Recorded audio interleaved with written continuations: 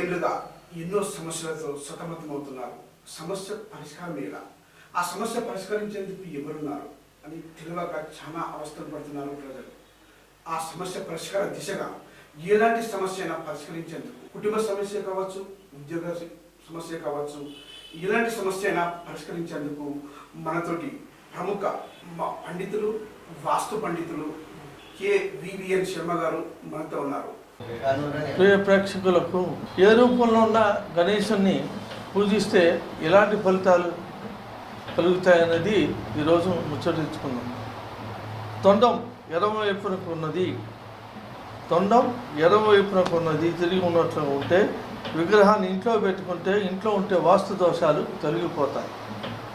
ఇక రెండోది, తొండం ఎడమవైపుకు ఉన్నది, తొండం ఎడమవైపు తిరిగి ఉన్న విగ్రహాన్ని ఇంట్లో పెట్టుకుంటే వాస్తు దోషాలు ఎట్లాగైతే తొలగిపోతాయో, ఏ పని మొదలుపెట్టినా అందులో విజయం సాధిస్తారు.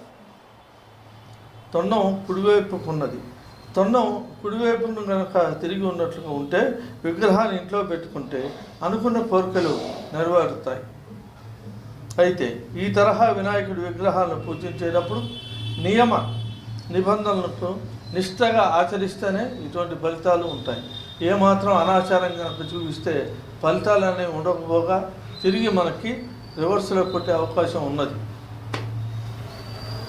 తొండం మధ్యలో ఉంటే, అంటే స్ట్రైట్గా ఉండి మామూలుగా కింద లైట్గా ఇటువైపు తిరిగి ఉంటే వినాయకుడి తొండం మధ్యలో ఉన్న విగ్రహాలను ఇంట్లో పెట్టి పూజ చేస్తే దుష్ట శక్తుల యొక్క ప్రభావం అనేది తగ్గుతుంది. చాలామంది అంటూ ఉంటారు, చేతపల్లి చేశారు మమ్మల్ని ఎవరు. ఇటువంటి వాళ్ళందరికీ వినాయకుడి తొండం స్ట్రైట్గా ఉండేటట్టయితే మంచి ఫలితాలు కలిగి చీడపిల్లాన్ని తొలగడానికి అవకాశం ఉంటుంది.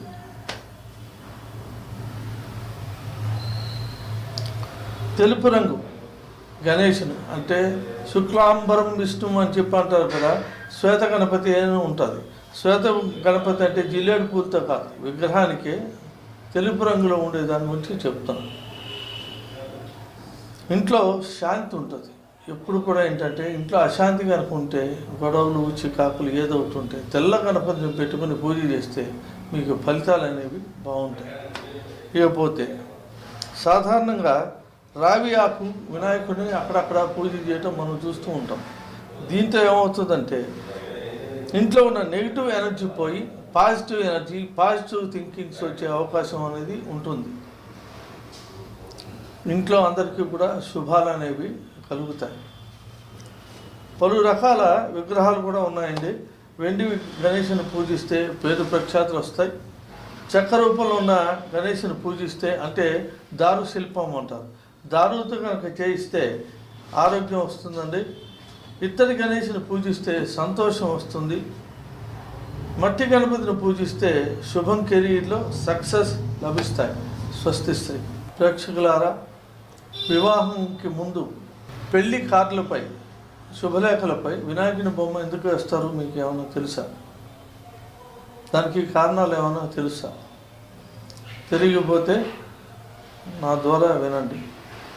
వినాయకుడు సకల శుభాలకి కారకుడు, విఘ్నాధిపతి. ఆయన బొమ్మ ఎందుకు వేయాలి? లక్ష్మీనారాయణ బొమ్మ వేసుకోవచ్చు, శివపార్వతుల బొమ్మ వేసుకోవచ్చు, ఇంకా వేరే కూడా వేసుకోవచ్చు. ఈ మధ్య కొంతమంది సాయిబాబాని అవన్నీ కూడా వేస్తున్నాం. కానీ ఫస్ట్ ఉండేది వినాయకుడి.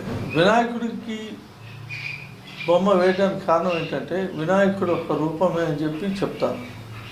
సకల విఘ్నాలకు పోవటానికి వినాయకుడి కారణం. స్థిరత్వం ఉంటుంది. జీవితంలో జరిగే అతిపెద్ద ఏమంటుంది, అది ఒక శుభకార్యం, వివాహం. ఆ వివాహం గురించి వినాయకుడి బొమ్మ వేయడానికి గల కారణాలు ఈ రకంగా ఉన్నాయి. తొండం అనేది సమన్యాయం.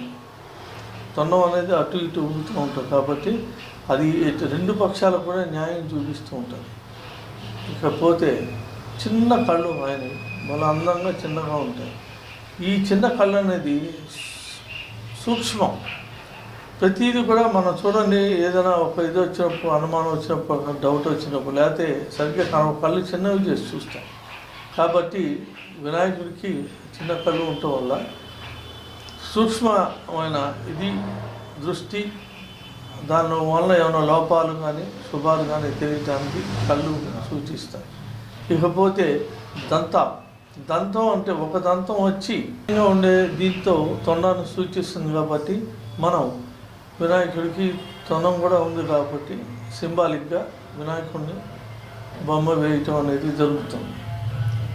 వినాయకుడికి రెండు దంతాల్లో ఒకటి చిన్నది మరొకటి పెద్దది ఉంటుంది. కారణం ఏంటంటే పెద్ద దంతం నమ్మకాన్ని, రిలయబిలిటీని చూపిస్తుంది. చిన్న దంతం నైపుణ్యం, స్కిల్డ్, టాలెంట్, ప్రతిభ మూడింటిని సూచిస్తుంది. కనుక వినాయకుడి బొమ్మ వేయటం జరుగుతుంది.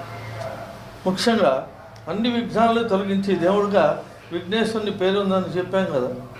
అవును, అందుకే ఎవరి జీవితంలో జరిగే కేవలం ఒకే ఒక్క అతి పెద్దదైన పండుగ వివాహానికి ఎటువంటి ఆటంకాలు, అవరోధాలు, వేరే ఏం అడ్డంకులు లేకుండా ఉండటానికి కూడా వినాయకుని బొమ్మని ముద్రిస్తాం. అందుకు ఏ శుభకార్యాలకైనా ముఖ్యంగా వివాహ ఆహ్వాన పత్రికల మీద ఖచ్చితంగా వినాయకుడిని బొమ్మ వేయటానికి కారణం అది. ఆ తర్వాత శూర్పకర్ణం అంటారు. శూర్పకర్ణాన్ని కూడా వినాయకుడు. శూర్పకర్ణం మాట్లాడే తక్కువ, వినేది ఎక్కువ. దీనివల్ల ఏమవుతుందంటే సమస్యలకి, అనేక రకమైన సమస్యలకి పరిష్కారం ఉంటుంది. మాట ఎప్పుడు కూడా తక్కువ మాట్లాడాలి, వినేది ఎక్కువ ఉండాలి. కనుక దానివల్ల కూడా వినాయకుడు ఒక బొమ్మ